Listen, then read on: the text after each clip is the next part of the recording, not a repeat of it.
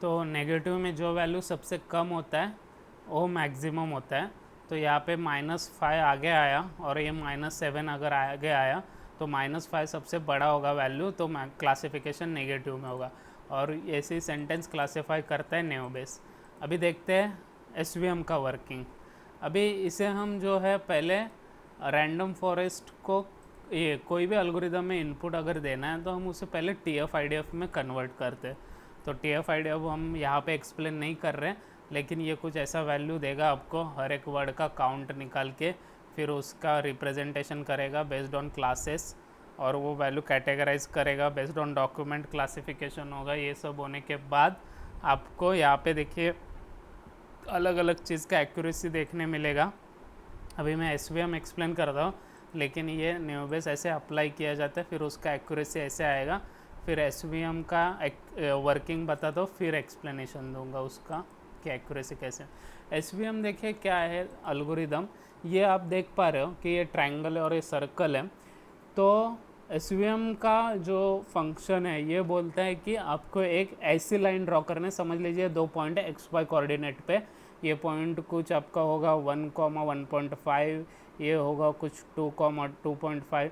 तो ये ड्रॉ कैसे करते हैं, आप कैसे भी कर सकते हो, ये पॉइंट है, प्लॉट किया हुआ है। अभी एग्जांपल के लिए समझना है आपको। तो एसवीएम क्या करता है कि पहले ऐसी लाइन ढूंढता है उसमें जिससे इसको सेपरेट किया जाए। फिर इसका इक्विडिस्टेंट पॉइंट ढूंढता है जो भी इसके नज़दीक हो, लेकिन इस तरीके से एडजस्ट कर देता है कि दोनों पॉइंट का जो भी सेपरेबल पॉइंट है उससे वो डिस्टेंस जो हो मिनिमम हो, ना कि मैक्सिमम हो। तो इस तरीके से एक लाइन ड्रॉ कर देगा जिसको हाइपर लाइन बोला जाता है।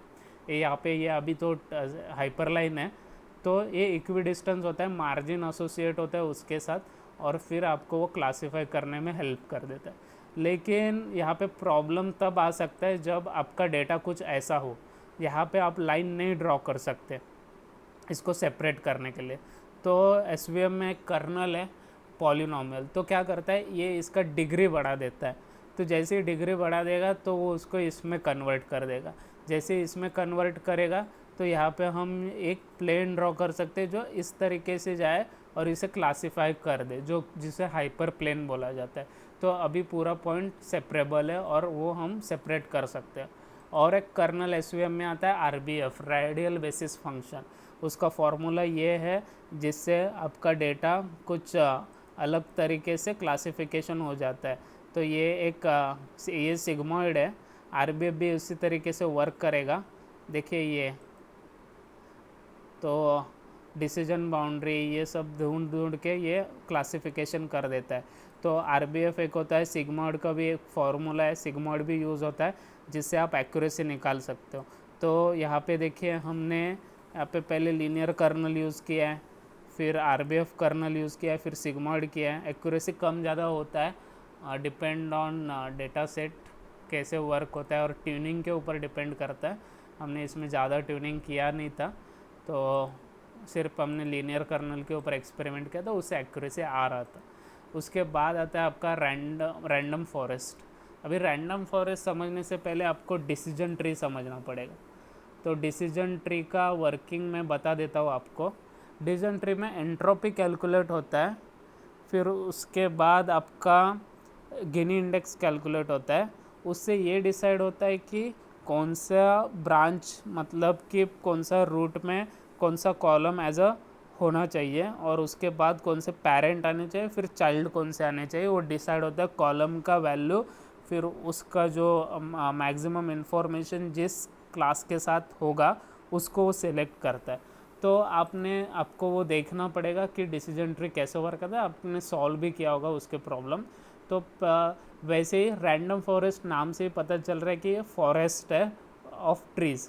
तो जितने भी ट्री बनाएगा वो ट्री कैसे बनाएगा, वो क्या करेगा कि आपके जितने भी डेटा सेट है उसको वो डेटा सेट को डिवाइड करेगा, रैंडम डेटा सेट, इसको बूटस्ट्रैपिंग टेक्निक बोला जाता है। तो जो भी रैंडमली डेटा सेट बनाएगा उसको वो डेटा सेट जनरेट करके फिर कॉलम के हिसाब से, अलग अलग कॉलम के हिसाब से वो एक ट्री बना देता है। एक नहीं, बहुत सारे ऐसे ट्री बनाएगा। फिर ये कॉलम के ऊपर एक ट्री बनेगा, ये डेटा सेट के ऊपर ट्री, ये डेटा सेट के ऊपर ट्री, ये डेटा सेट, ऐसे बहुत सारे डेटा सेट के ऊपर ट्री बनते जाएगा, जैसे ही ट्री बना हुआ है फिर वो इनपुट को क्लासिफिकेशन में जाएगा। अभी इनपुट क्लासीफाई कैसे होता है, रैंडम फॉरेस्ट वर्क कैसे करता है, सेम तरीके से जैसे डिसीजन ट्री वर्क करता है।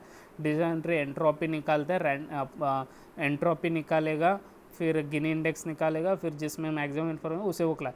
तो जैसे ही इनपुट आएगा ये सब ट्री में इनपुट जाएगा, और जो मैक्सिमम वोटिंग होगा, मतलब समझ लीजिए आपने 100 ट्रीज फॉर्म किए, ये डेटा अगर 100 का है तो आपने 10 ट्रीज में डेटा सेट को डिवाइड किया है, तो 100 में से 100 ट्री में से डेटा सेट अगर 1000 का है, आपने 10 का डेटा सेट लेके ऐसे 100 ट्रीज बनाए हुए हैं, तो 100 में से मैक्सिमम वोटिंग समझ लीजिए एक क्लास को 60 दे रहा है, फिर क्लास 2 को 30 दे रहा है आउटपुट, फिर क्लास 3 को आउटपुट दे रहा है कुछ 10।